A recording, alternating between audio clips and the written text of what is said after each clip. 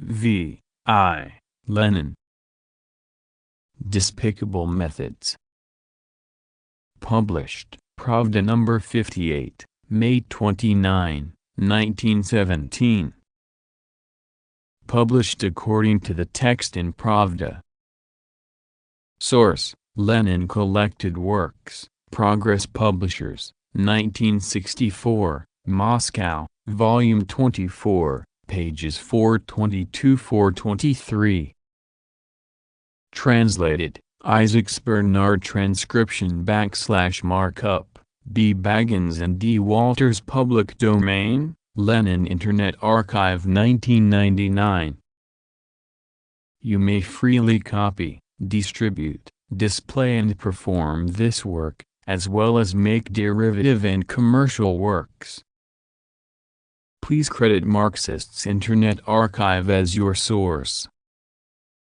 A whole Congress of Delegates from the Front, in a resolution adopted unanimously on May 13, condemns the shabby methods which REC uses to slander our comrades in OVF and sow discord between the army and the Bolsheviks.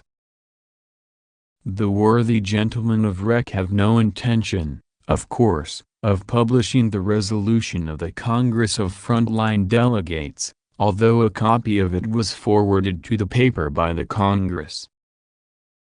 Instead, that disreputable newspaper is keeping up its smear campaign against our paper and comrades in OVF in a deliberate attempt to provoke a minor riot. Pravda regularly publishes reports about Germany which are to be found in no other paper. Where, how does Pravda get its special information? REC asks significantly in an article significantly entitled Curious Sources of Information. Where, Messrs. Slanderers?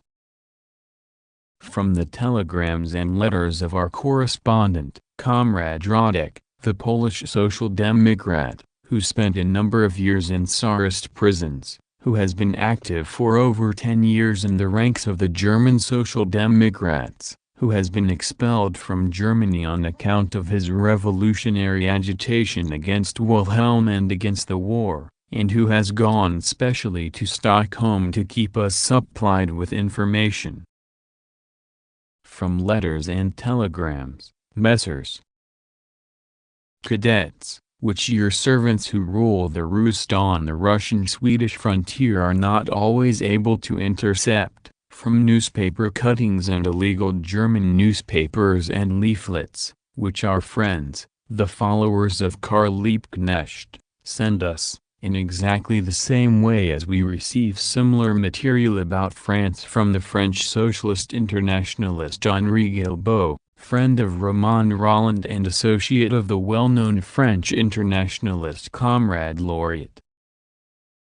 The German General Staff has banned fraternization, we wrote in Pravda on the basis of information recently published in all the Russian newspapers. The REC slanderers make big eyes at this and counter it with the statement of the Russian War Minister that all sectors of the front where fraternization took place have been destroyed by the enemy's artillery.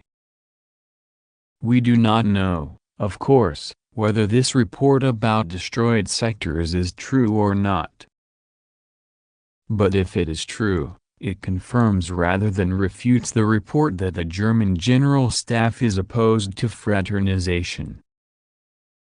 It is obvious that by destroying the sectors where fraternization occurred, the German General Staff is discouraging fraternization both on the part of the Russian soldiers and of those honest German soldiers who do not want to use fraternization as a trap.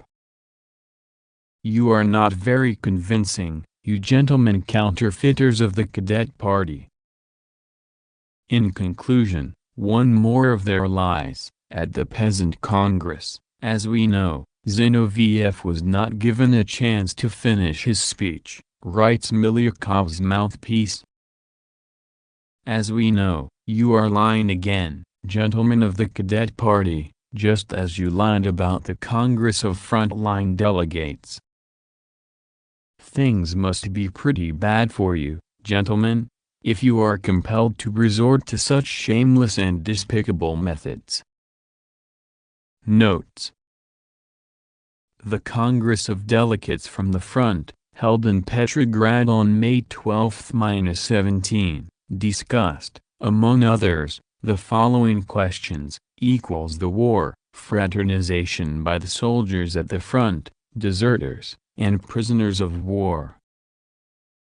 The Congress declared in favor of organizing a front section under the Petrograd Soviet pending the formation of an All-Russia Soviet of Workers and Soldiers Deputies.